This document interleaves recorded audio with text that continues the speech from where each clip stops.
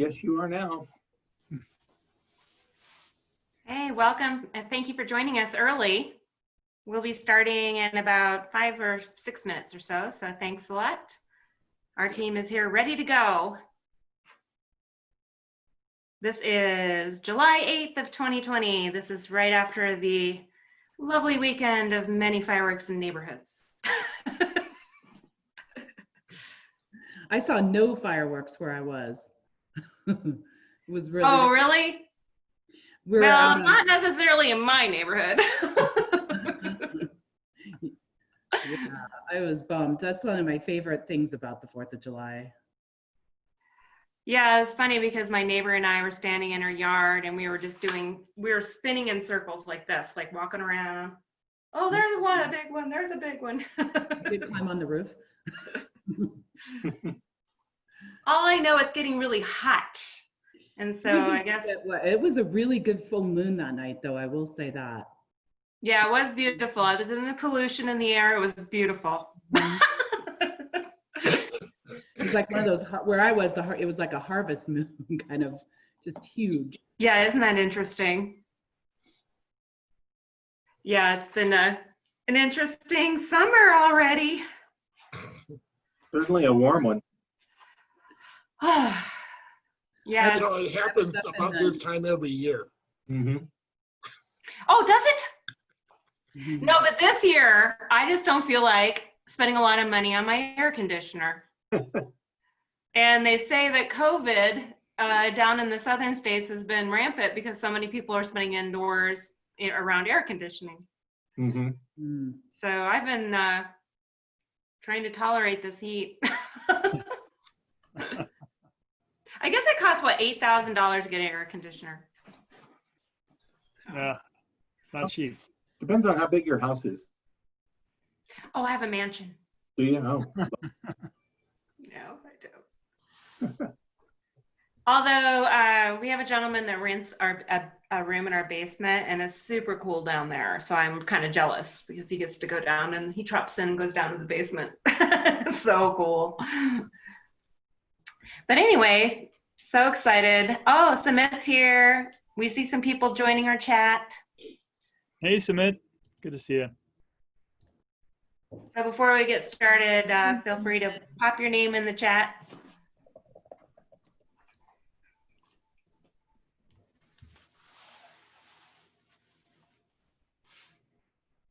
All right. Good.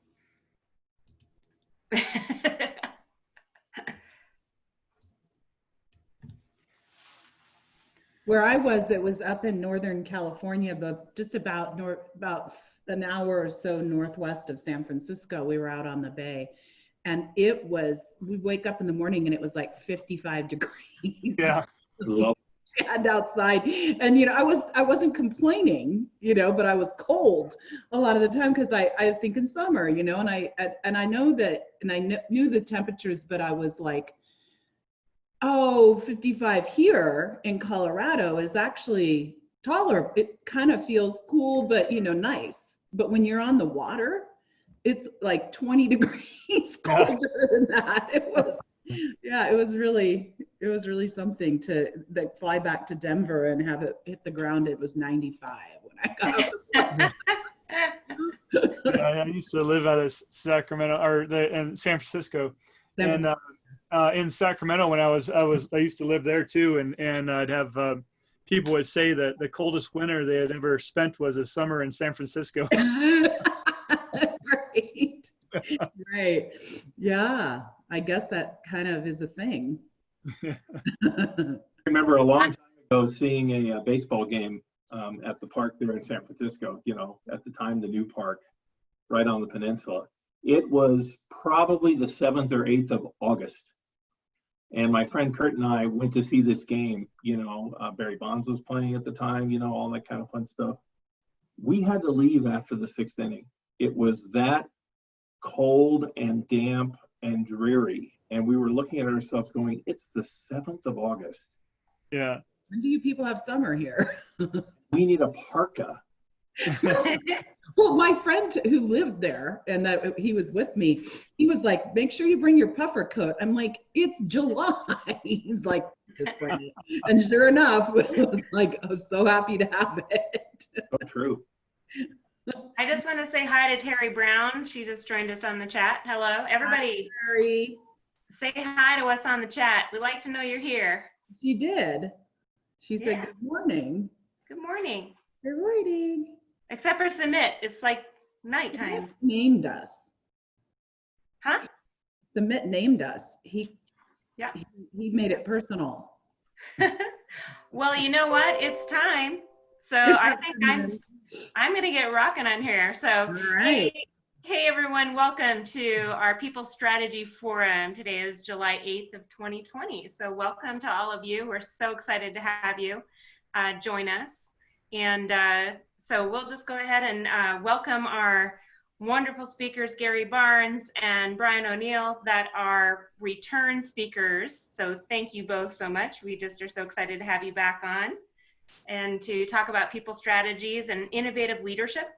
So my name is Shara Miller. I am a people strategist, a talent management consultant, and I also own a company called Rocky Mountain Health Advocates. So I know the pain of being a business owner and trying to navigate through these very challenging times this year. And also I do some little coaching on the side for talent, for career. Also want to welcome Lisa Jackson. She is my dear colleague and cultural change strategist, and she's with Corporate Culture Pros. And so she's been working along with us throughout a lot of our forums here in the people strategy. And a very special thank you to Sam Reeve, who's a performance pay strategist with CompTeam. And Sam has been phenomenal with his amazing dynamic team that has really helped make this entire people strategy forum a success. So before I get into our talking points and agenda, just want to talk about a little bit of the logistics. We want this to be a very interactive forum. So you'll notice at the bottom of your screen, there's a chat and Q&A, and we'd love for you to let us know you're here, first of all. Also, if you have any comments, if you want to share any interesting challenges or questions, anything that you'd like us to speak about, because during the forum today, we will highlight some of the things that we're seeing in the chat. So please join us there. Also, another thing is please share these forums.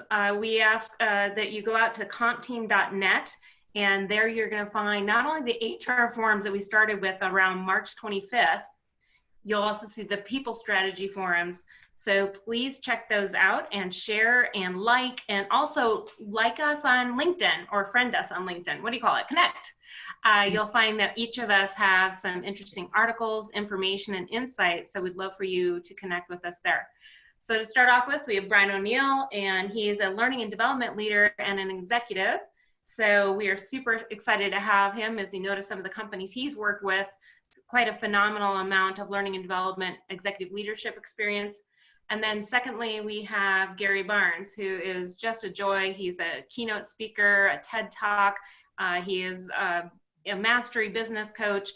And so he's an international speaker and author. So it's been great to have Gary back as well. And Gary's been doing some great Facebook Lives and having us on that as well. So super excited to have Gary. So to talk about our topics for today, very interesting and exciting. First of all, Brian and Lisa will mainly partner up to talk about mindset, skill set, tool set, evolving from manager to coach, which is a very different type of mindset, particularly today in this time. It's good to be a coach because a lot of us are going through a lot of change. And then secondly, Gary and I will be talking about teaming and sparking ideas and innovation. And I have to say, Sam will be all over it. He'll be talking with us as well. So just popping in and out. And then at the end, what we do is we do open discussions and dialogue. Again, this is where we really like you to participate, put your commentary in there. And then also, Sam, are we doing a poll today? Oh, yes, we are. Matter of fact, I'll just launch it right now. You guys, the poll is basically just our free gifts to you. We have the TMA portal for 1 year. You can do that. I'll show you a little bit more about that during the conversation today. And also we have free 15-minute consultations with anybody on the call here.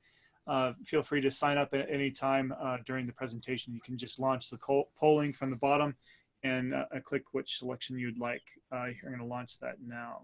Perfect. Yeah. So please take, and so you'll notice a poll thing at the bottom. If it happens to pop up, you can reduce it so you can see the actual presentation.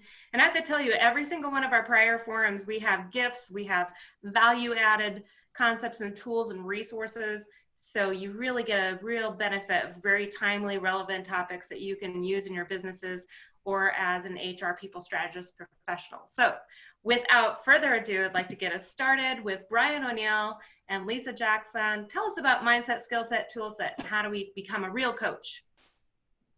Thanks so much. I'm getting my screen set up to share so that you'll be able to see our part of the presentation. And Lisa originally asked me to think a little bit about where are we going now in what I've started calling the year of everything.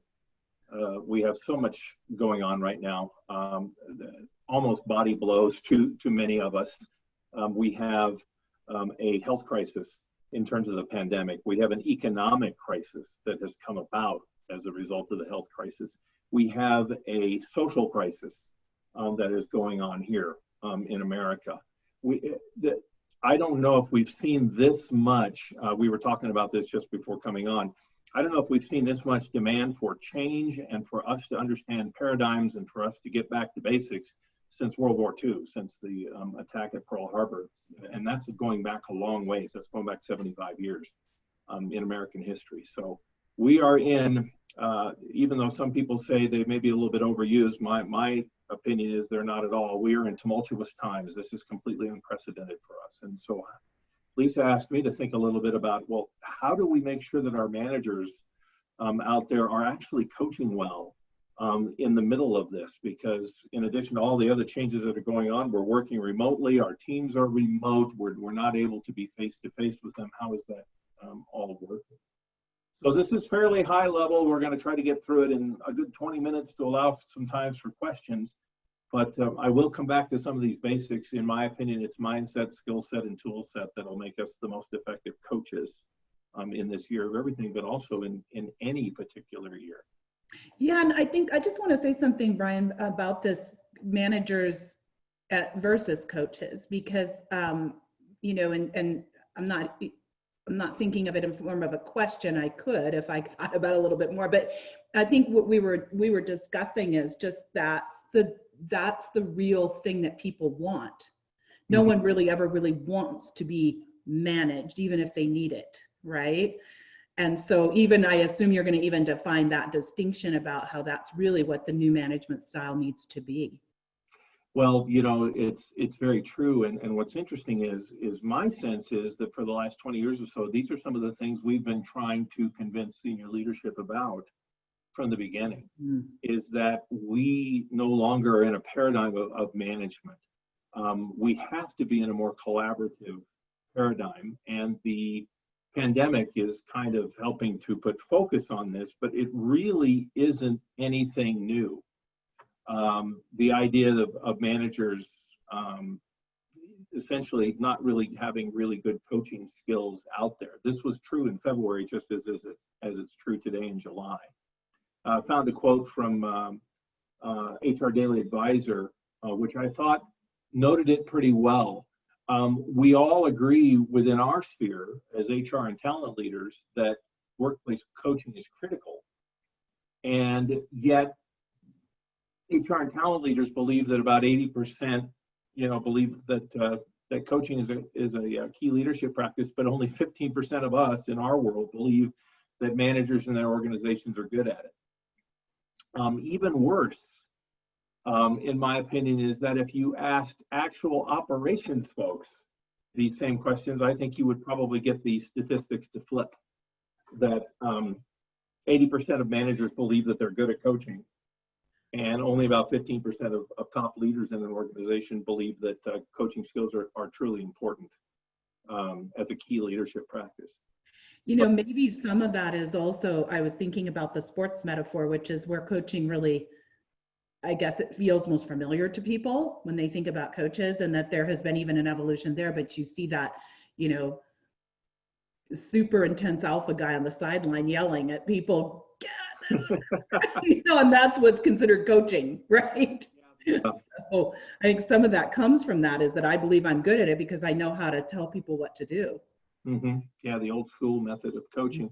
One of the things I've done in a lot of my presentations when I get to folks, I ask them about their paradigms around coaching, and inevitably what it leads to is that unfortunately most people don't see coaching from a sporting point of view. And remember, that's a tough paradigm too, because many people, especially globally, don't have the same paradigms around sporting events as Americans do.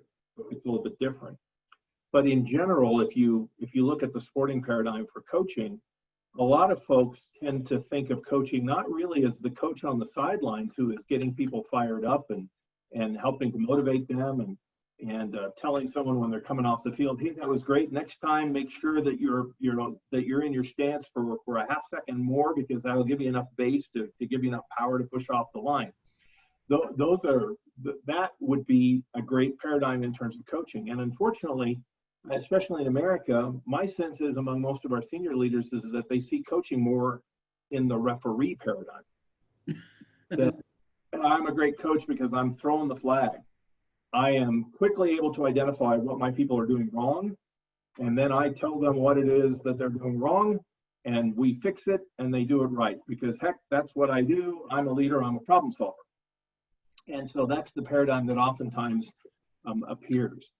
And so my sense is that we do have a disconnect in terms of the fundamentals of being an effective coach, that the coronavirus pandemic and the other upheavals that have occurred are really not anything different in terms of what we need to do to help resolve the issue. We also had to be cognizant of the fact that this is not a transient problem for us, that the pandemic is not short term. I've put some quotes up here to help illustrate the idea that many companies right now are unfortunately seeing COVID as much more transient or temporary than it's likely to be. The only true way to get out of this wilderness of masks and social distancing and too many businesses unable to operate correctly because they thrive on social contact. They thrive on people being face to face. A lot of our businesses in the world do. So the only way to restore that and get that back is a vaccine. And the absolute record in terms of development of a vaccine previous to this time has been 4 years. That was the mumps vaccine. It took 4 years to get that vaccine developed from start to finish. And that was record time. We also have never had a vaccine for any kind of coronavirus. So it'll be the first vaccine ever developed for this particular strain of disease. And in the United States, it's even worse because most of the polling right now is showing that there is going to be some resistance to people getting the vaccine. Yeah. There is an anti-vax section of the population that does not trust the idea of vaccines. And so if we can't get vaccines, we can't get them distributed well, we can't get up to herd immunity, we can't get back to a place of quote unquote normalcy, then we may be in this new normal for years. It could be the mid-2020s before we finally get back to something. So therefore, companies cannot just sit back and say, we're just going to keep doing the things we've been doing because in 3 months or 6 months, this is all going to go away. It's all going to be back to normal. Everybody's going to be back to their normal situations. So with that, with kind of interesting things in mind, what do we do when we're talking to our senior leaders and telling them, what is it that we believe are the best methodologies to be good coaches in this year of everything? So there's definite certainty still around the key building blocks of effective coaching, and that is mindset, skill set, tool set. I've borrowed that phrase from some folks I've worked with for many years over at Ken Blanchard Companies, and one of the things I love about Ken Blanchard Companies is that they're very good about saying, yes, propagate our information because we want people to know about it, whether or not they're clients of ours. And the three things that we really need to have in order to be effective in a coaching sense as a leader or a manager is the right mindset, the right skill set, and the right tool set. And of these three, it's the mindset that is often lacking more than anything else. I have over the years developed a little talk to senior leaders to kind of embed this in, where I've said, well, let me give you a joke to begin with. You know, how many psychiatrists does it take to change a light bulb? Oh, I can't wait to hear. But the light bulb really has to want to change. No, I actually didn't want to steal your punchline. Exactly. So how many HR professionals does it take to create an effective coaching culture in a company? Well, believe it or not, it only takes one. But all the leaders in the company really have to want to change. Specifically, they've got to change their mindset about what coaching is, what it requires, what I have to do individually in order to demonstrate the proper behaviors when I'm communicating with others, so that I don't look like the guy that I showed you earlier who's just pounding the table and yelling and saying, we're going to fix this. I have all the answers. Wasn't that a great coaching session? Because I told you what to do. I told you what you were doing wrong, and you're going to go out and fix it. Woo, that was a great coaching session. You know, hope you give me a great evaluation on the annual performance review. Well, can I interrupt you there? First of all, I think that the annual performance review is starting to become a dinosaur. And then also, as an HR person and a company owner, it's, and I like what Ryan Cornwell says here, I think some has to come from necessity to maintain and grow them in an intentional strategy to incorporate into the culture. In my particular organization, for example, the complete mindset and skill set and tool set had to be reformatted. I mean, our face-to-face customer service had to be shifted and transformed into something that we had never been before.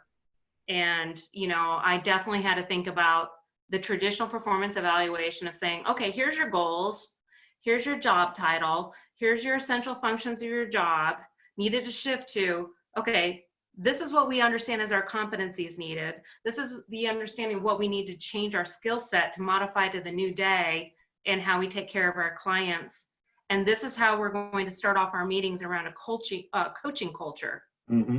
And when with my employees at the time, it was 15 employees in the room, I talked about, oh, look at this. We are becoming a coaching culture. We're going to be the most innovative, most progressive kind of company because we're going to take care of making you the best that you could be. So you could be the CEO of your own personal company and you could be the most successful organization ever. And I have to say, my employees' eyes lit up. They were like, oh my gosh, we've never had an employer talk that way before. Mm-hmm. And I said, I'm going to invest in you. In fact, this afternoon, I have 2 employees that I'm coaching. I'm coaching 3 more employees tomorrow and another 4 on Friday, because this is the whole new mindset. But anyway, just want to intervene. The performance evaluation culture, I think, needs to change. Well, I couldn't agree more with that. Yeah. And Brian, I wanted to just ask this question because I'm sure you're going to answer it, but I think that one of the things with this mindset piece is that, you know, when you talk about the cultural change that has to happen, it's the fact that you can't promote people into management positions that have no interest in learning how to do that. So does the mindset have to change at the top? Is really, where does that begin? And these tools are, you know, the 3 elements here have to be present at all levels in the organization in order for a culture to actually to take effect and to grow and develop.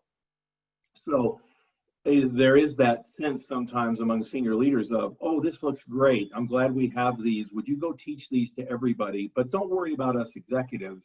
Right. We've had 100 years in position and we already know everything there is to know.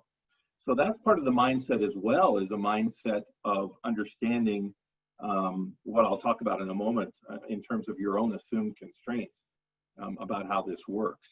And senior leaders need to understand that as well. So let's get into mindset real quick, because that's an important piece. And besides, it contains the best slide of the entire presentation. Aww. I've got the fluffy kitty here. The reason that I put this up is because in the context of empathy, whenever that word pops up, especially among senior leaders, it's almost visual and palpable in the room. when you begin to say one of the key aspects of a good mindset around coaching is the understanding and empathy that you have for others, which of course gets into things like emotional intelligence and those kinds of things as well. But that single word empathy immediately to many folks, and I'll take on this burden as well, many male members in senior leadership immediately say, oh, that's fluffy. Yeah. Those are the fluffy skills. Get the eye roll. Yeah, I can't put that on a spreadsheet. I can't make that a cell with a number that I can create a pivot table on. So therefore, it's not within my bailiwick. I'm not going to worry about it. I'm going to discount it completely. And senior leaders do that at their complete peril. Because in this day and age, and especially now, when things are changing so quickly and there's so much uncertainty going on in the world, we must have that mindset of saying, I want to understand how the other person is feeling. I want to know my own feelings. I want to listen, not with the intent to respond, but with the intent to truly understand.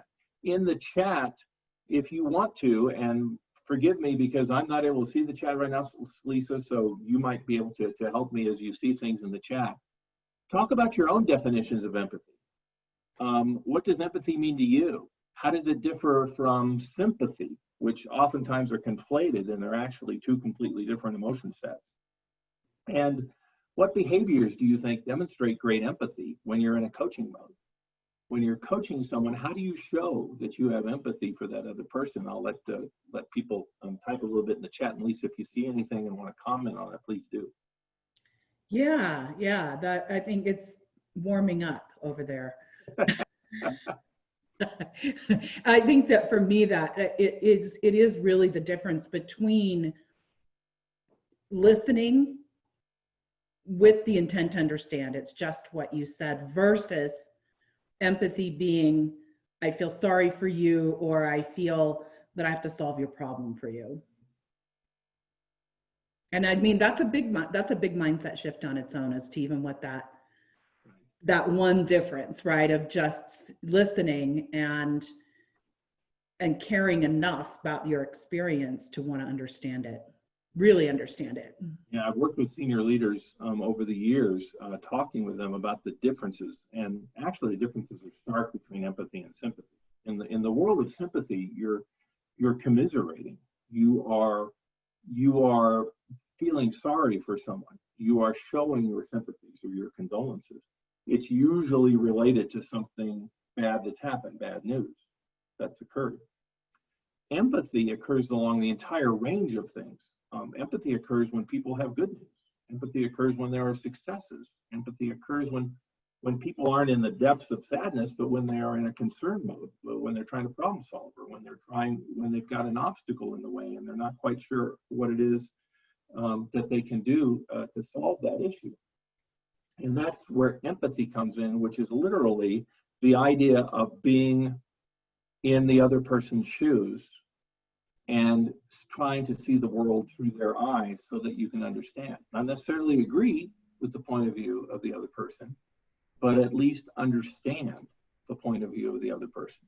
And to get that deep understanding is a cornerstone of how you can create behavioral change in other people through the use of your skill set and your tool sets, which we will talk about here in a moment.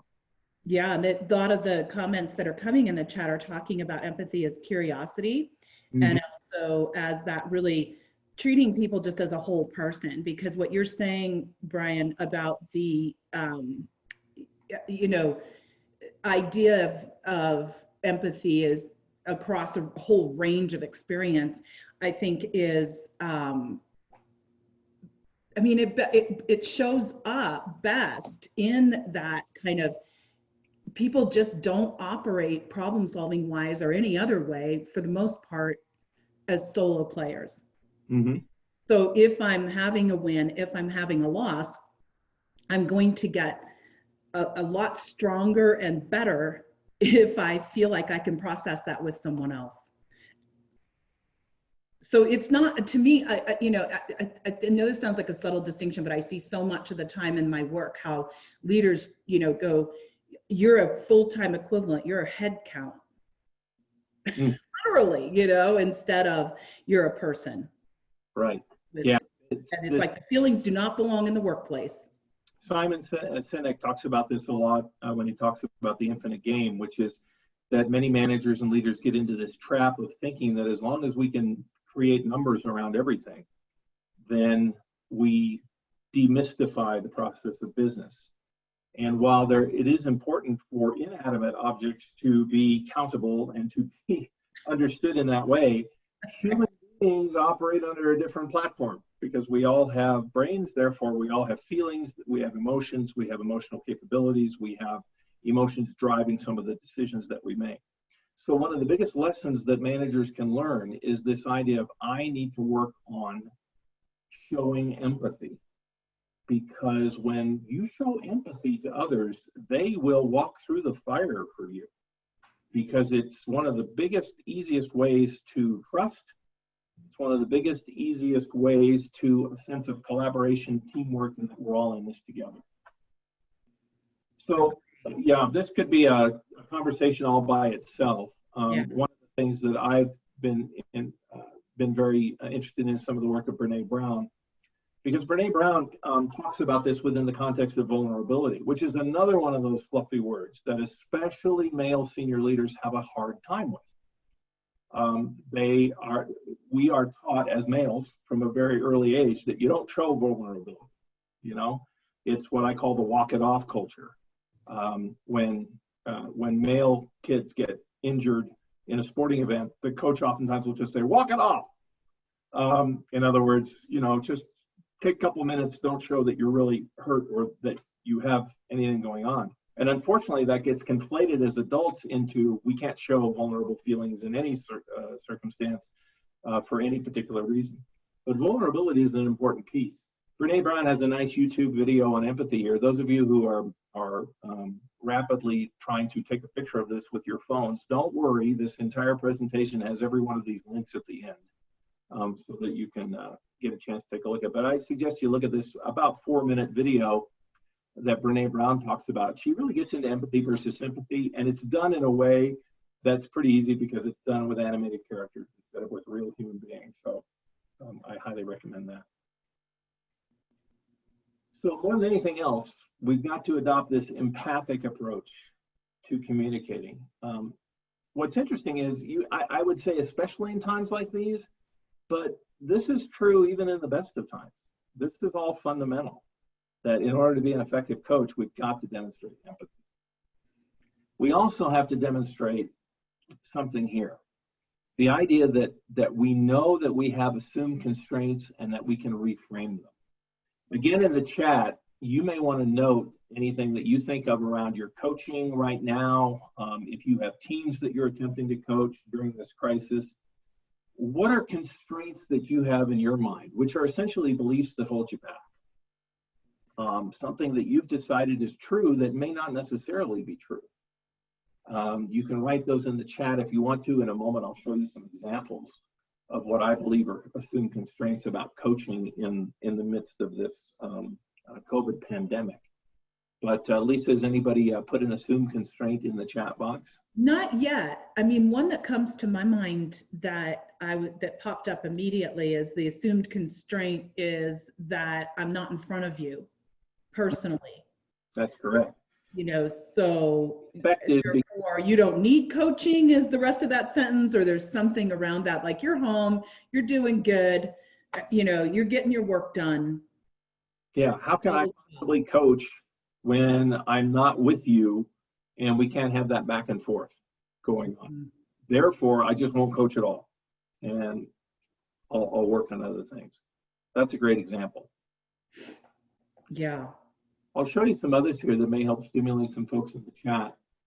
A classic assumed constraint that I see in all sorts of training of coaching for sure, but also in leadership training, in management training, and in skills training, and so on is, wow, this is all good stuff. This makes a lot of sense. Too bad my boss won't do this. Yep. And therefore, because my boss won't do this, I'm not even going to try. That is an assumed constraint. You're actually putting a constraint in your own mind based on what you think might happen, based on what you assume is true. And it's an easy way, because that's how we, that's how we operate as human beings. If we could shift the blame to somewhere else, then it's a little less burden on us in terms of the mind load that we're putting on each day in terms of doing our jobs. Don't have time to do it. Don't have time to coach. We're being extremely productive these days. But as Josh Burson has mentioned, the productivity has actually, for many industries, gone up as a result of COVID, meaning that there is time out there. And Brian's 2 rules of time management are always this. Rule number 1, there is no more time. Rule number 2, you have exactly as much time as everybody else on the planet. Nobody gets extra time. Exactly. So I have a question for you. So I'm attempting to do this with my company. I'm attempting to show a role model, the coaching aspect with my director teams and my management teams, because I want to role model how I'm doing this. And my expectation is that they cascade the same behavior that I'm doing with them. What is your thoughts about kind of a cascade kind of concept to show your leaders how this could be done effectively? Yeah, so you would want to demonstrate the skills, provide a couple of examples, but you will want to make sure that they have the proper skill sets and tool sets, so it's easy for them to understand the sequence in which you are trying to show them. We'll get into this a little bit more in just a minute with tool sets. But whatever you have, then it's a matter of deciding, how do I embed this? How do I sustain this moving forward? How do I continually bring it up? It's to me, if we want to move the needle on coaching skills among senior leaders or managers or other leaders of teams in an organization, we've got to make the hits very often in terms of, hey, just a reminder, or hey, I wanted to touch on this one part of this tool set just to remind everybody on how important it is. Or how have you been, has anybody got an example of how you've coached someone? You don't have to name names, but can you give us the behavior of the situation? And can you tell us a story about how that went? Did it go as perfectly as you thought it would go? And if it didn't, what do you think you could do next time? Right. That also demonstrates the idea that failure is not necessarily a bad thing. That it's all right if someone raises their hand and say, I don't think I did very well with this one situation. And it gives you an opportunity to coach at that point. What I'm doing is I am coaching my frontline staff and my new hires, and I'm having the directors and managers sit in on those initial conversations. Now, I personally won't have the bandwidth to do that every week. So my expectation is after 2 or 3 weeks of watching this modeling behavior, that I can then maybe participate as the chief HR officer maybe once a month. And then at that point, I expect the managers and directors to be able to exhibit the coaching skill set moving forward is my strategy. It's very good, as long as it's not one of those strategies of, okay, has everybody got it? Great. And then it's never mentioned again for 6 months or a year. Yeah, that's a good point. It has to be part of all of our meetings and discussions. It's like ongoing. Coaching is the pivotal aspect of our culture. Mm-hmm. So, absolutely. So Brian, there's, one of the comments in the chat that's not directly related to this point, but that I want to bring up is this idea of with the business leaders actually have to care about it. That's where it starts. That's where it comes from. And so what do you do? Shar has just demonstrated she's one of those. There's just so many that aren't. And I think that's one of the big questions that I still struggle with after 20 years of doing culture change work. I find that the biggest barrier to creating the kind of leaders that we're talking about here is the CEO and his or her team. Right. That they just don't see the value in it. As you pointed out, it can't be measured on a spreadsheet. And so I've just gone out and looked for the statistics. So Gallup has a ton of them, that show that these actually do produce stronger business outcomes, greater innovation, whatever it is that I know that the business is wanting. I go and try and find those statistics, in those studies, because it seems like they just are blind to anything except the numbers, around it. And it's one of those things that we constantly fight. We're not necessarily always succeeding in every situation, but that doesn't mean we should give up the fight. Otherwise, it becomes an assumed constraint on our part. Yes. Yeah, the top three in the organization are never going to listen to us, so we're not even going to mess with them. My experience with the companies I've been involved with over the last 20 years have been hit them with as much statistics as you can. Just as you said, Gallup is a source. Josh Burson is a source. Burson Associates. Blanchard is a source. Mercer.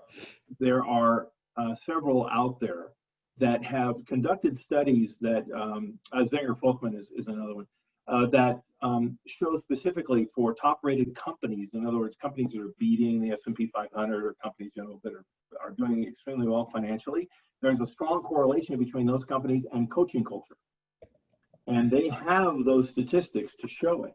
So there you just make sometimes you have to get down to brass tacks with that CEO and say, hey, this is a financial win for you.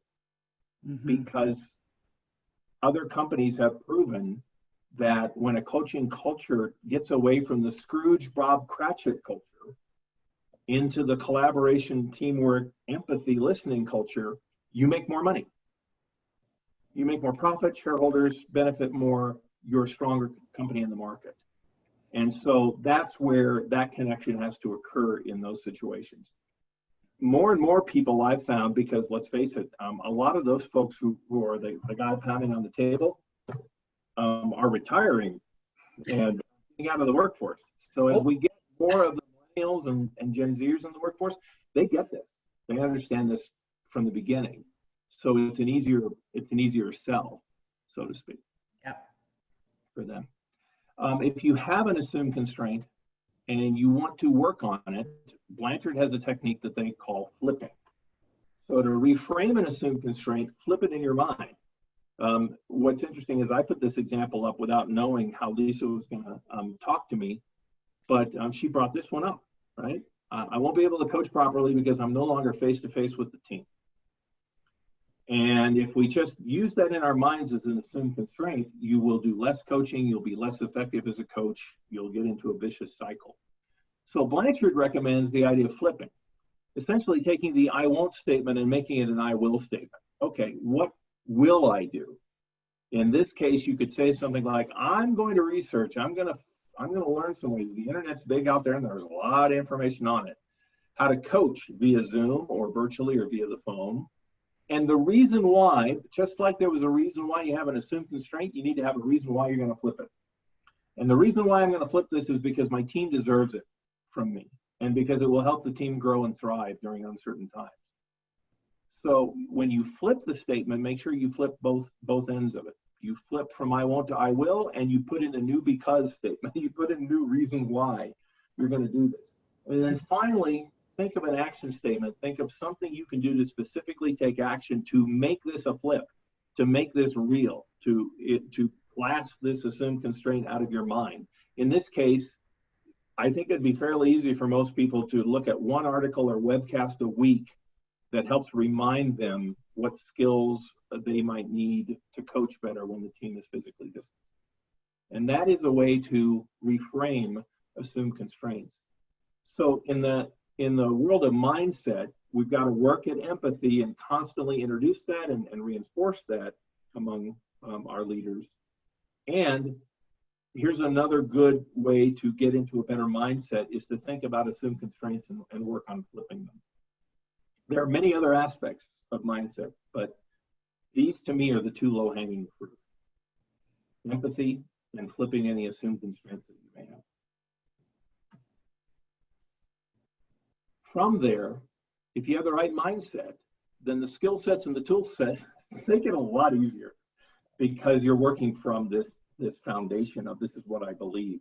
I believe in empathy. I believe in flipping my assumed constraints. Listening and questioning is, if you do nothing else, you can become a much more effective coach or mentor or a manager or a much more effective friend or a much more effective significant other just by only doing two things, two skills that you need to be a more effective coach. Number one, listen far more than you speak. Rule number two, when you do speak, ask questions far more than you make statements. Just those two basic things will move you forward to being a more effective coach. You're listening and questioning. In the chat, you may want to note any learnings that you've had around listening and questioning skills. A couple of interesting questions I have. Number one, does everybody know what is kind of the standard for what percent of the time you should be listening in a coaching conversation versus what percent of the time you should be speaking? If anybody wants to put that in the chat, we'll see if how many of our group knows that. And secondly, are you aware of any specific types of questions that you should be asking more or asking less during coaching conversations? There are types and kinds of questions that you can ask as a good coach, and they follow general categories. And if anybody wants to write what they think are the most effective types or kinds of questions versus maybe the least effective types or kinds of questions, I'll give you a second to put that in the chat as well. Lisa, again, I'm unable to see the chat right now while I'm presenting, but is anybody noting either what the percentage of listening versus speaking should be, or noting anything around kinds of questions? Not yet. In terms of the percentages, what popped to my mind was 80%. I mean, I don't know if that's just because 80% is always the right answer, but it's got to be somewhere in that 70 to 80%. And 80 comes about because there's a lot of work that's been done over the last several years around things like Pareto, 80-20 rule. You know, you always hear about 80-20 rule. 20% of your customers give you 80% of your revenue, so on and so forth. And 80-20 has been used a lot in process improvement, Six Sigma, things like that. So you're not far off the mark. And as a matter of fact, I think you'll be fine if you listened 80% of the time and spoke only about 20% of the time. You obviously need to speak a certain amount of the time, because how can you be a coach if you're just a listener? Somebody's saying 75%. 5 is coming in. Okay, that's really interesting. So I'm going to show you now what I had on these two particular ideas. Number one, what percentage of the time is kind of standard out there for listening versus speaking when you're coaching, and then types of questions and which one is the most effective kind of question.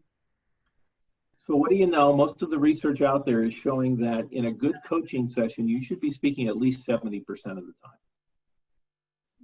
Excuse me, you should be listening at least 70% of the time and speaking 30% of the time. Good thing I listened to myself right there. I could correct that. And there are 4 basic kinds of questions out there that you can ask as a coach. The open-ended question. How's everything going? How's the project working out so far? The problem with wide open questions like that is oftentimes you'll get the answer fine. And for those of you who've never heard it, there's a friend of mine, Steve Curtin, that coined the phrase that FINE is actually an acronym for feelings internalized, not expressed. Yeah. And that's what fine means, which means they're not really giving you much information. If you say, how's everything going? They say fine, and you go, shoo, I'm off the hook. My coaching session is done. They're in good shape. I can go back and do other work. Then obviously you're not getting the whole sense of what a coaching session is. Closed-ended questions are usually, they're questions that can be answered yes, no, or with a particular finite answer like a number or a date or something like that. So if you ask people, is everything going okay? And they say, sure. Again, you haven't picked up a lot of information to be able to use your coaching skills. The ones that you should avoid as much as possible are what I call rhetorical or leading questions. You wouldn't want to ask those kinds of questions now, would you? You would never fail on this project, would you? We're going to meet this deadline, aren't we? A leading question like that doesn't give you any information, because obviously you're telegraphing to the person what answer you want. The answer you want, yep. So the most effective kinds of questions you can use when coaching someone, and this is also true when you're just having general conversations, are focused, open-ended questions. A focused open-ended question is open-ended, and yet it is pared down a bit so that people aren't overwhelmed with thinking about the response. Hey, what's the first step we need to take? in order to make this project successful? What do you think is the very first thing we should do? That's an open-ended question, but it's focused so that people can start thinking about just one step. What is the one step we need to do? What's the one thing we could do differently to make this more successful? In customer service areas, it's, what's one thing we could do differently next time to make this a better experience for everybody? So one thing kinds of questions are really helpful to help focus the conversation when you're coaching. You can use some closed-ended questions to lead up to this and some open-ended questions even to lead up to this, because if you're starting a conversation, you may start the overall conversation with how's everything going so far and let people answer that, and that's fine. But then you start getting into, okay, of all, of all the whole project that you're dealing with, or it could be you're on multitasking and you're doing multiple projects, which project is giving you the most heartache right now and why? That's a focused open-ended question. So 2 quick pieces of advice here on Skillset. These can be very useful and when you're trying to be effective in a coaching conversation.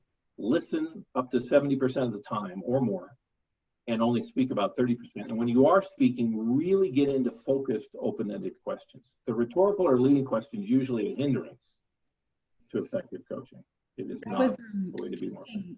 A course that a number of years ago at Mark that was about some of these skills, and one of the most prominent pieces that stuck with me is this, that as a facilitator, not a manager, but a facilitator, the questions that I ask are probably the most powerful tool I have. So really thinking through, if I ask this question, if you're in an engaged situation like what we're doing right now, I may not be able to think ahead to what the answers will be, but that was a real valuable skill set that we taught, and I saw people, the light bulbs just go off left and right when we would teach them to, okay, well, ask that question that you just asked about what's the number one most powerful thing we can do. What are the answers going to be? As the manager, I'm thinking about that in my mind. It doesn't take very long. It takes about a minute.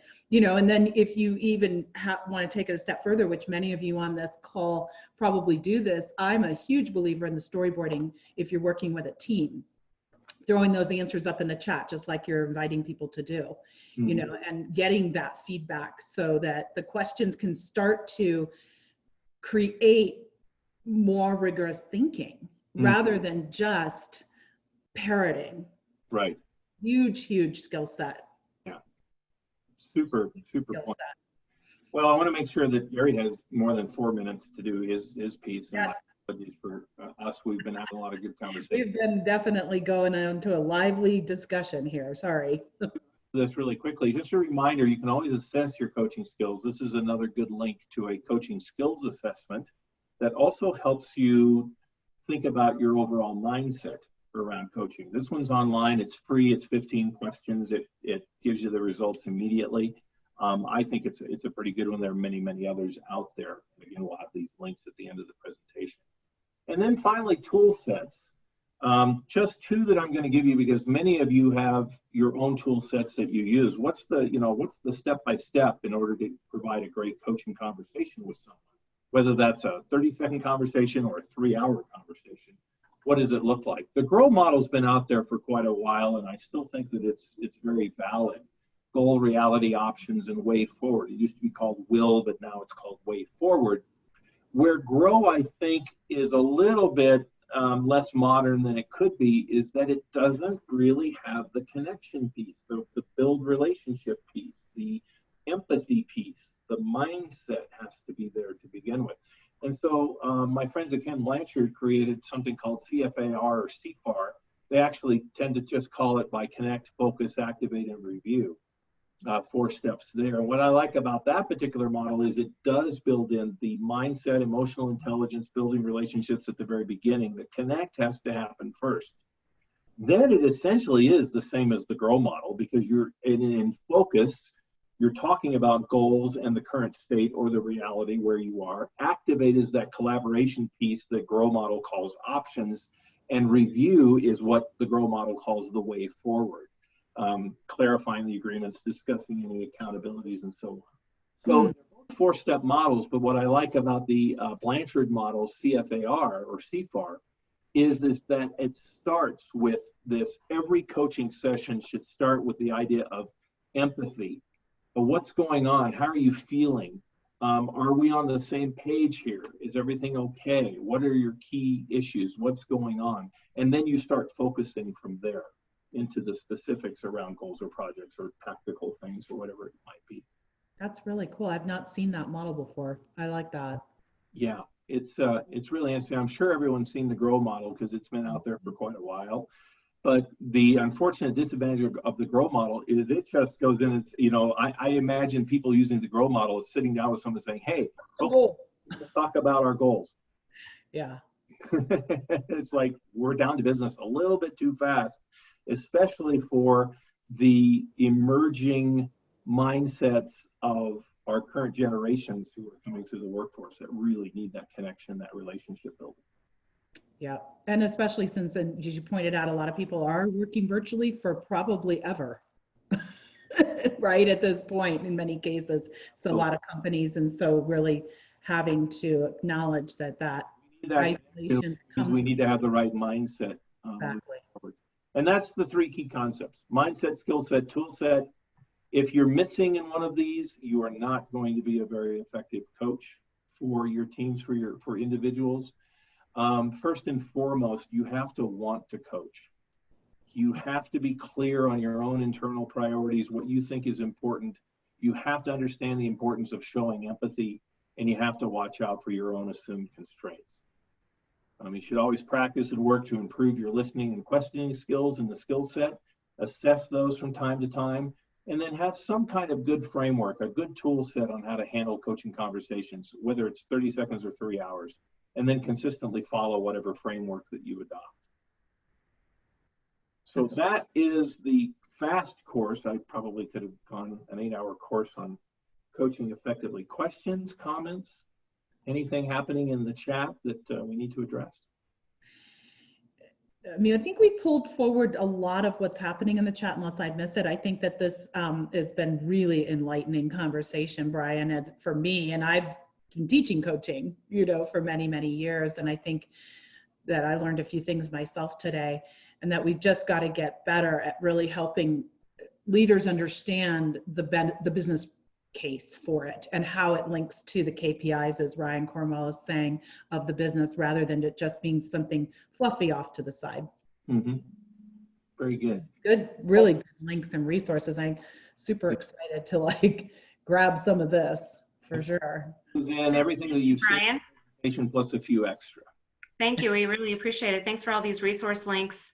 And also just want to remind everyone down in the polls that if you want to spend 15 minutes talking with Brian or any of us, please let us know in the polls and you can go over further detail, right? Sure can. Happy to chat. This is one of those subjects that's near and dear to my heart. Great. Well, thank you so much. And we'll have some wrap-up questions after our next segment here. So thank you so much. And so now I'm so excited to introduce Gary Barnes, who's a business coach and author and international speaker. It's just been a real pleasure to talk about spark and innovation and really showing your presence in a just-in-time leadership mode. So welcome, Gary. We are so excited to have you as part of our speaking team. So welcome back, Gary. Well, it's my pleasure to be here. I mean, it's so nice when you get invited back. It's, you know, kind of that conversation that you didn't blow it the first time. Absolutely. Yeah, so a lot of good things to talk about here, and we're in the teaming, and when we go through teaming and so forth, and one thing that Gary, that we were talking about earlier is that when a team meets for the first time, what are the most important things that they should be considering? Yeah, you know, it's a really interesting question, and it's a foundational question. What I look at, whether or not it's on a one-on-one, it's with a team, if you're speaking on a stage, if you're doing something like this, it's understanding your audience. And part of that understanding your audience is understanding as much as possible their personality and how they take in information. Because we know there's 3 ways that we learn: auditory, visual, and kinesthetic. So we could actually be disseminating information, asking questions right. It could be the right information, the right question, but we're using the wrong words. And if we do, then all we're going to do is cause confusion in the room. In fact, at one of my events, I always bring up someone and I ask a question. I read the person in how I believe they take in information. And I will on purpose ask them a question that is not how they take in that information. And they start to answer and they go, ah. And I go, well, let me ask it in a little different way. And I'll ask it again in how they do take in information, and they get the answer. And the audience will start laughing, but the person on stage has no idea what just happened. And so that immediate connection, reading the ability or having the ability to read the room, and you don't have to worry about being right because there's only 3 answers. So if you start addressing a room and you're not getting that response, that connection, then just change it up. And the thing is that we have a tendency to want to connect in the way we take in information. And then it goes back to what Brian and everyone has been saying already. It's about that active listening. It's about really putting yourself in a servant mentality rather than as a person that is just disseminating information, expecting people to apply it and to engage. So Gary, now you keep talking about the room. You keep talking about being on stage in the room full of people. Well, This is our room, isn't it not? Yeah.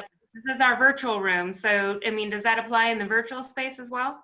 Absolutely. And for me, it's any place where we're connecting with an individual, whether it be, on a virtual stage, on a personal stage, on the telephone. Now, telephone is really tough because you're having to pick up cues, and it's much more intense to pick up who you're speaking with. It's particularly if you're on a group call, and it just takes a little more time and effort.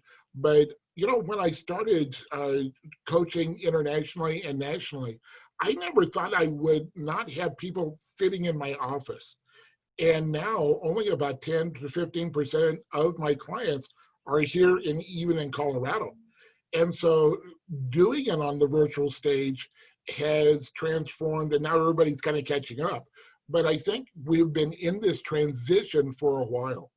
And so it's putting it out into, and when we deliver, there's also looking at the 3 ways that we put out information. And like Brian had slides. So some people that need that visual connection to the information, but there was also words. So if they need to read it, we have a tendency to just think about auditory. And that's been that's our school system where the teacher's up there, you have a book, but they're reading or they're just lecturing and you're supposed to get it.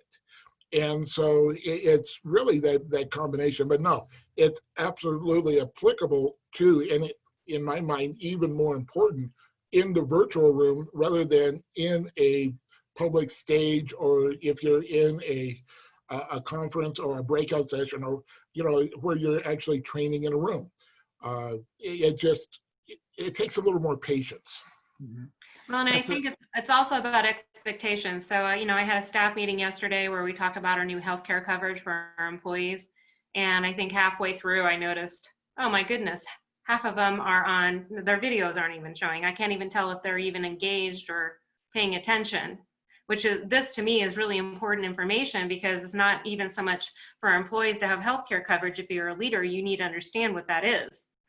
And so in hindsight, it's like, all of us need to have our videos on. We can't just be sitting in no video silence and not saying or participating, right? Well, and I think part of it is how we segment the information. And so there has been a real pushback. People are so inundated being on Zoom for so long, and so many different pieces that we're just glued to the screen today. And so doing it in a shorter time period, breaking it up, and that can be, one of my clients has elementary age school kids. And at the end of last school year, they had transferred everything onto, Zoom to do their lessons. And the teacher had the parents with them. And so the teacher was, waxing eloquent, and she came back on and all of the kids were gone. 100% of the kids were gone. All that was left was the parents. And, Yeah. she said, where'd the kids go? They left after 2 minutes. You lost them. I mean, it was just, Yeah. and so we have to look at having the variety, this is it, and Brian really touched on this as well. It's how we listen to our community, our clients, our customers, our employees. How do they want to be engaged with, not how do we want to engage with them? Mm-hmm. And that is so critical for me, is that it's not about me. When we talk about, our bios and all that stuff, we are the subject, but we are not the message. So how can we effectively disseminate the message in a way that it is now usable, like what Brian was talking about, the implementation of it, and having it be, effectively used to get a result that is not only what the employee, the team member wants, but also the organization. Right. I like what Renee Schreiner says here. She says the time frame is important because people don't want to sit for so long. They want to get up and do something and move while the presentation happens. And, I know Sam has a stand-up desk. I could certainly use one.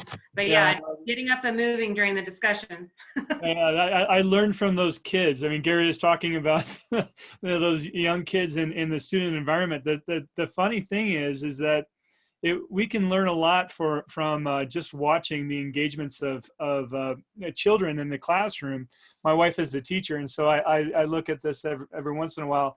But when we think about an audience, I mean, children, they're not getting paid, to show up at work, in the school environment, right? So the teacher has to find ways to engage their behavior and engage their participation.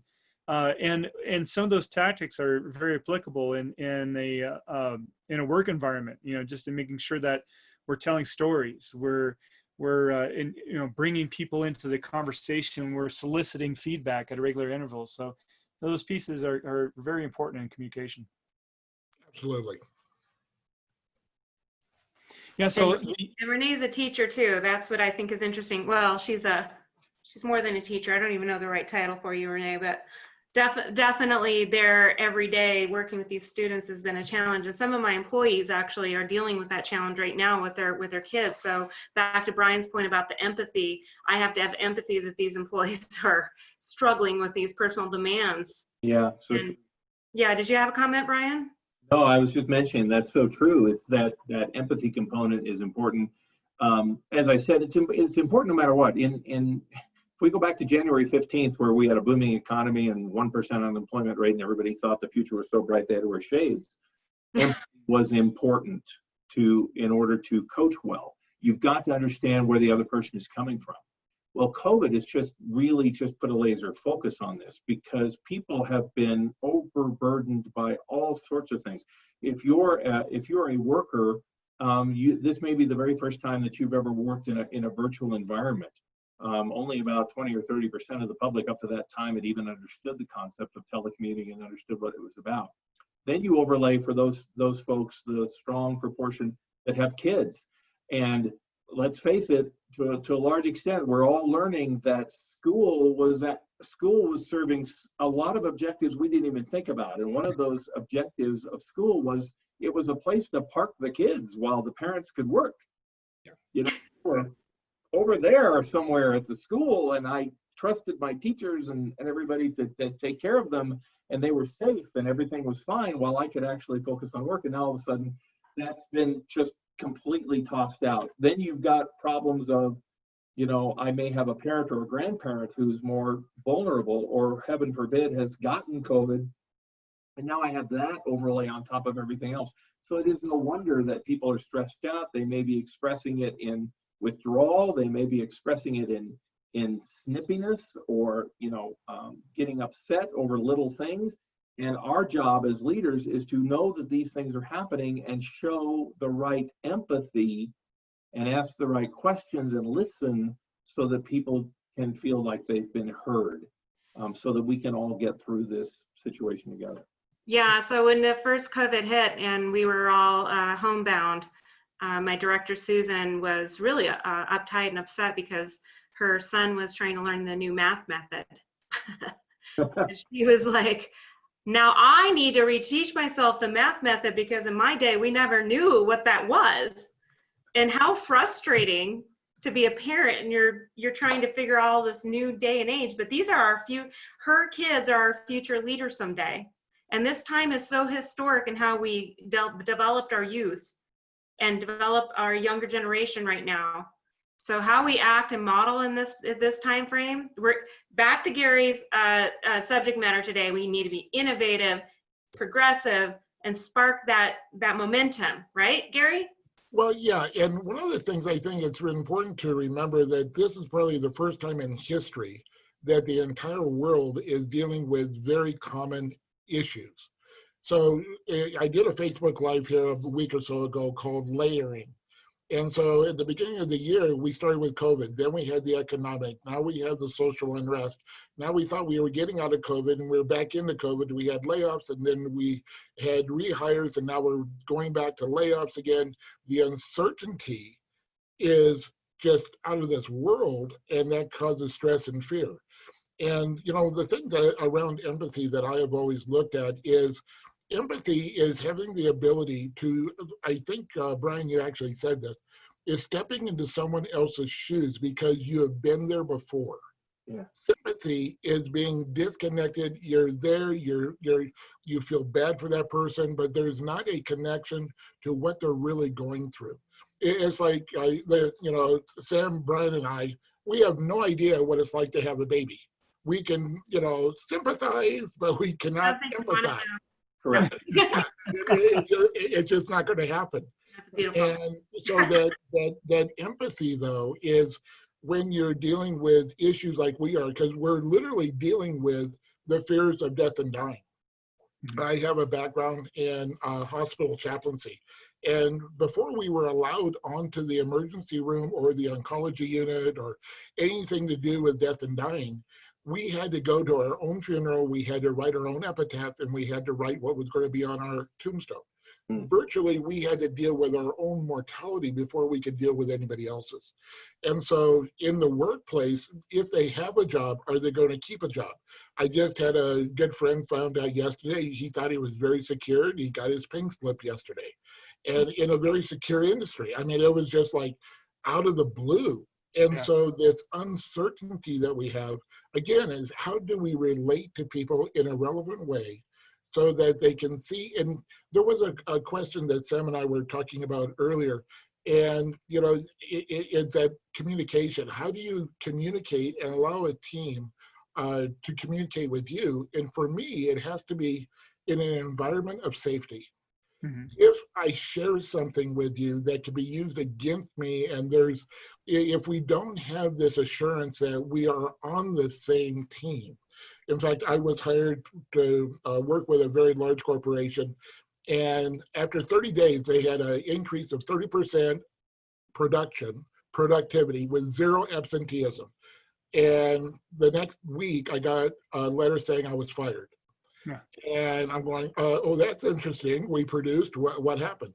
And the whole idea was that they felt that they lost the ability to use the hammer, the threat of being fired if they didn't produce. And I went in and turned the whole paradigm upside down and said, the organization went to work for the employee, not the employee for the organization, because the employee came to the table because of their desires, their dreams, everything that they were wanting in life. And all of a sudden, everything, just turned around. And what was interesting is the person that I was directly working with in the management team now is the regional director of sales for this organization. He says, I can't give you credit for what, but can I use your stuff? Absolutely. And so, but in that arena of safety is a vulnerability, I think, for upper management, because they're so used to having this separation that if you step out of line, we're going to move you back in the line. Right. And being able to have also that creativity, when people feel in a safe environment, they're going to give you ideas. they're going to be able to give you insights that you have not even thought of. In fact, many of my products that I use in my business now in my coaching practice have come to me by my clients, by the community saying, would you be willing to do this? And when they say that, you say yes, if it's a connection. But if it's not a safe environment, you're going to have the adversarial, the old adage, I'm only going to do as much to not get fired, and I'm only going to compensate you enough so you don't quit. And so we just have to, I think we have to move. And there was a question that, Brian used or brought up at the very beginning, or maybe it was in the chat. Why would upper management or an organization want to do any kind of changing? And in my experience working through, solopreneurs all the way up to large corporations, is that it's economic. When they see that this is economically enticing to do this, then they're more willing to do the most difficult thing for any of us to do, and that's to change. We just have this aversion to change, because when we change, there's an uncertainty. Where there's uncertainty, there is fear because of the unknown. But unless we change, if we didn't change many of our things in the past, we'd be still lighting our lamps with whale oil. Well, it changed. I mean, buggy whips. I would not want to be in the buggy whip industry right now, unless I lived in the Amish community. Just certain things are changing. 9/11 changed us. Some ways more difficult, some ways better because of what happened. What did we learn from it? How do we change and become more, efficient and also relatable, which translates in productivity? Yeah. So I have to just interject real quick. I'm sorry, Sam, and then I'll let you chat. I just want to say this real fast about psychological safety. So before the COVID, we were doing traditional performance management processes and talking about goals, this and that. Now we've implemented something called the TMA method. So myself and Andre Blom has been sitting with myself and my team, and I had one fairly new employee that we hired right before COVID. And then she's been on for that whole, 3-4 months until we start talking to her. It was interesting as we were talking to her because he identified that she was dancing around the issue. So the questions were relative to, are you feeling brave enough to tell your executive leaders the things that need to change, the thing that needs to be fixed in order to take care of the safety of not only of our employees, but also our clients.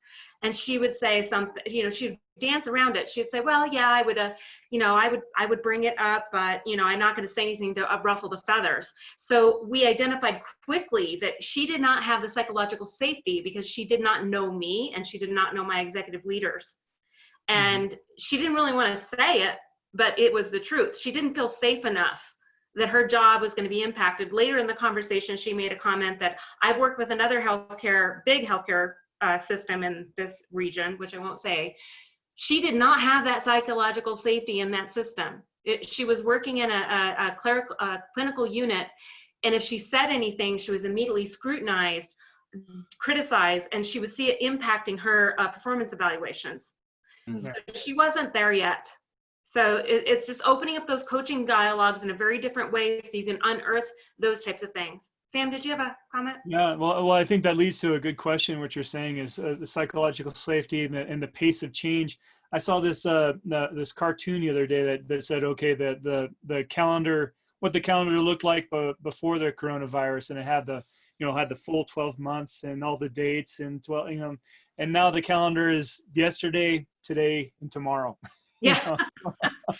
So people are on edge in there, and the safety is or psychological safety and knowing what's appropriate to talk about and having that safety in a team discussion is critical. So when we think about healthy conflict, because a lot of times when we're having a team discussion, there's healthy conflict where we're innovating and coming up with ideas, and others where like what Brian was showing yesterday, earlier in the conversation about. You don't even know what day we're on.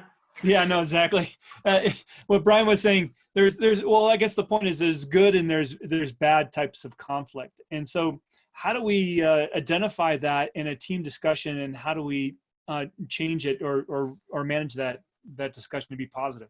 You know, I think and that's really another foundational question. It's so critical.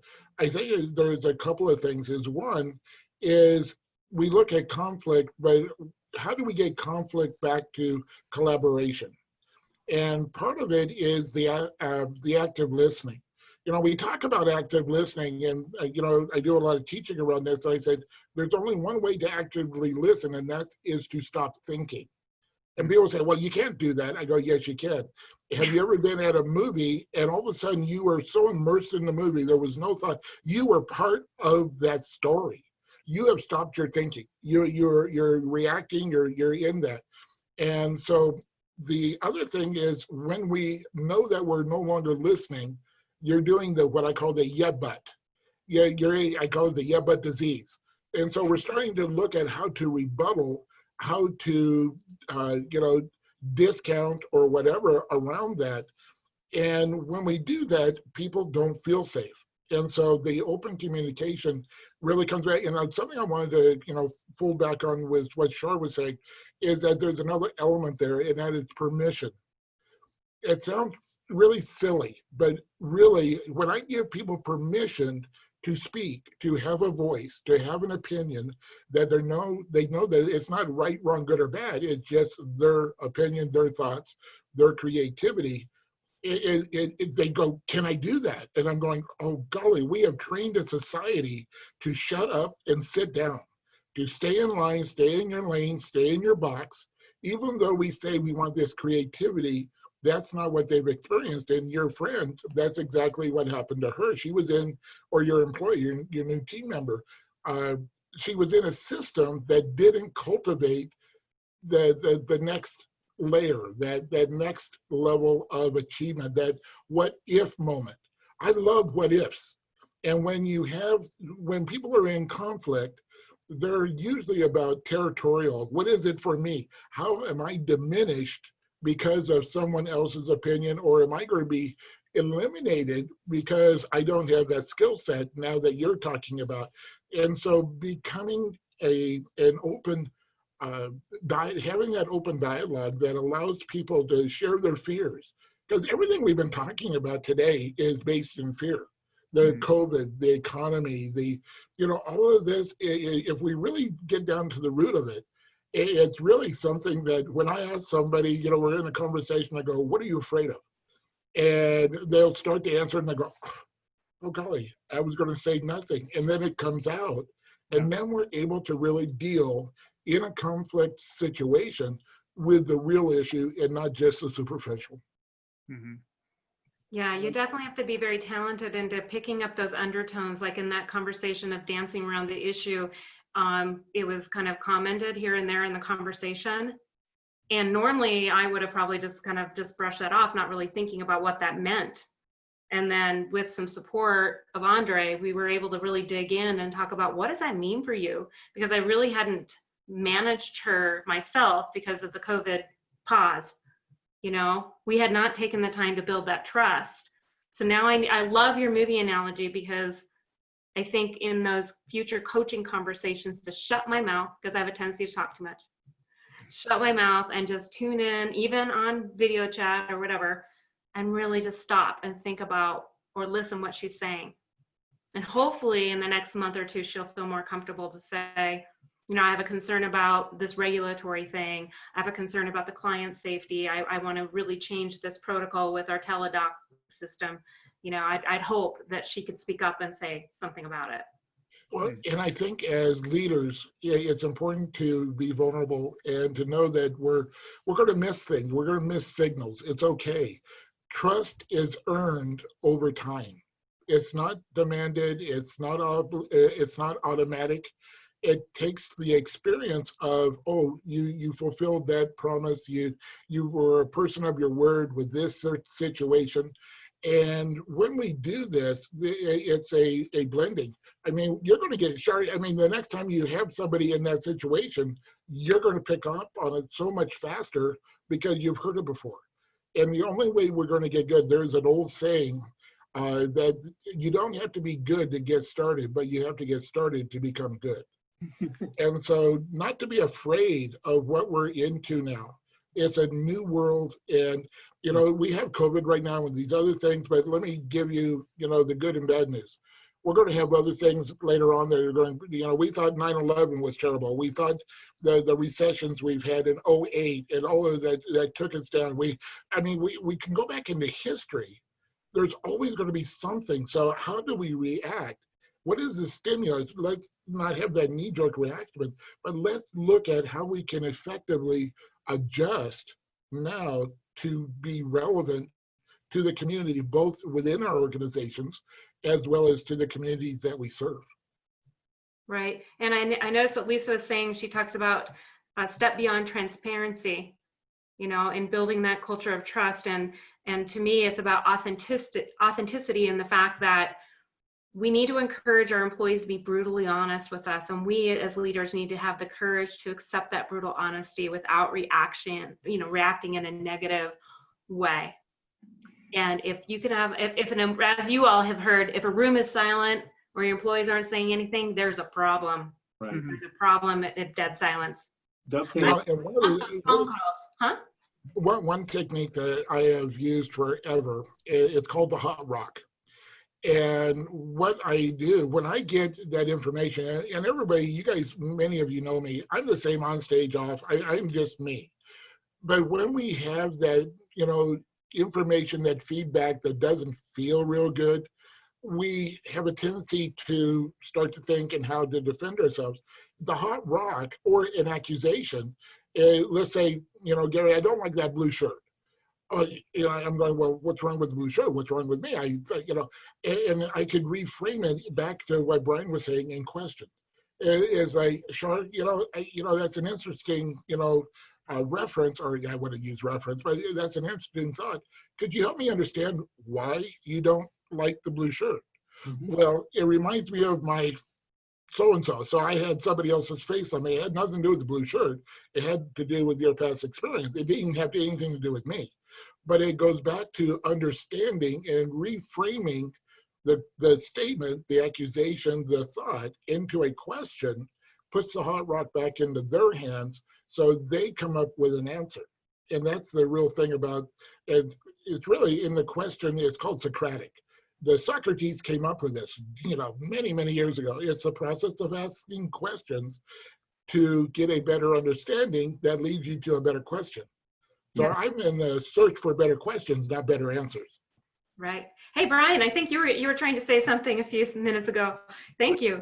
Just wanted to dovetail into these great aspects as well, because we're one of the things I think we've got to make sure as we approach senior leaders and we're coaching them, because that's what also some of the things that we tend to do, is to coach them to realize that they have achieved what they have achieved through a great number of years and a great number of experiences that the person that wants to speak to them does not have. And so the person that's trying to give them a comment or a question may come out as, oh, they're much more brash than I would be in that situation, or their language is cruder, or they're not framing it in the politically correct way that I have learned over the last 15 years to frame it in our organization. And if senior leaders don't realize that, they will shut down then those avenues of communication, because people will interpret it as they never listen to me, they don't care, and I can't say anything that's not exactly perfect, or else my senior leader will discount it, or they will actually hold it against me later on. And a lot of that comes from the idea that we as individuals evaluate other people coming up and speaking to us from our own set of experiences and our own life on the planet, instead of their set of experiences and where they are. And I think a lot of senior leaders fail to remember that they were once at that stage. We for whatever reason, we live too much in the present, and sometimes we forget about what we were like when we were up and coming, or in junior positions, or individual contributors, or just trying to make a go at the first time that we ever managed a team. You know, that brings up, you know, I know we don't have time to really dive into this topic, but many organizations are multi-generational organizations now. They can have up to 4 to 5 different generational levels within that same organization. and your senior level has a tendency to be that baby boomer, type, and we can't relate to the other generations in the same way. They don't think the same way. It doesn't mean that one is right and one's wrong. It's just different. And, somebody asked me how I've stayed married for so many years. And my answer was, we are so opposite. We have learned how to support our differences, not just how we're similar. And I think organizationally, it's the same thing. How do we support our differences to become whole, to support the weaknesses that each of us have that is the strength that others have? And when we do that, it goes back to that understanding, the listening, everything we've been talking about today. Totally agree. It's and it's acknowledging also the talents and competencies of our overall workforce, regardless of what generation they come out of. There's some that are going to be. We need to understand that we can be coached from those that are not as senior, in a lot of aspects and so forth. So the reverse mentoring is definitely a hot topic that should be considered nowadays. So Shar, you're on mute there. Oh, you like reading my mouth? Yeah. I have an expressionated face, so. But I know we only have about 5 more minutes. So before we close, I just want to say a couple of things. Again, hopefully y'all get a chance to participate in the poll. And if you want a complimentary session with us or a TMA method, which is something that we have as a gift to you. And I talked about the coaching session I do with my employees. I'm utilizing that TMA method to really open up that coaching, mentoring, both way dialogue, really listening, engaging, paying attention. These kinds of tools are awesome and also complementary to you. And then you'll notice that Gary and Brian also shared some free resources and some tools and tips. So, please take advantage of those. And then before we close today, and then we'll wrap up with a few final comments, just want to say, utilize that compteam.net. Please take a look at our prior recordings. Both Gary and Brian have been esteemed speakers for us. We so appreciate it as they spoke with us before. Also, many colleagues, I think we're almost 30 now of different speakers that have been helping us through this. We have many free gifts with them. Also, Facebook Live is awesome. We're just starting to utilize this in Facebook Live, so check that out. Check out Comp Team. You'll see our Facebook Live on there. And then also LinkedIn with us. And then we're going to do this every week on Wednesdays at 10 a.m. Mountain Time.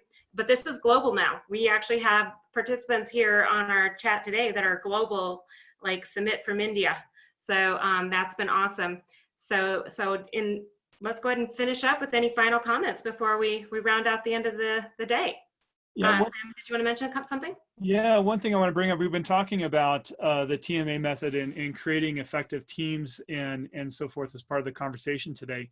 And I just want to point out some of this capability that the TMA tool has, and there may be other tools out there you can look at.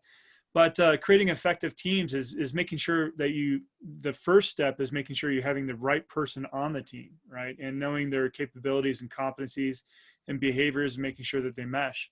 And so this is a particular way this tool does that, is you can bring in particular candidates for that team, and then the competencies that need to be exhibited on that team. So, for instance, creativity and innovative power. Maybe you're getting ready to brainstorm or launch a new product or so forth. But also, you need to be able to have the ability to actually execute and having that decisiveness of making decisions and thinking about the business orientation, thinking about why are we creating this product for, and then also actually getting it to market, being result oriented. So the TMA tool can help you do this. Other pieces is once you bring that or select those people on the team, you can think about, you can use the analysis of the tool provides to see what the strengths are. So here in this example, we can see that Marilyn and Indrana or Gandhi have the good pairing of strengths and so forth, and some overlap. And then maybe Audrey doesn't bring much to this particular team with her competency set. So this is a good way of identifying before you bring team members together of how well they may work. And then it also will give you some things to expect. as part of that pairing of that team. So there's a lot of tools out there right now that can really help with this situation. So I encourage you to go and research those.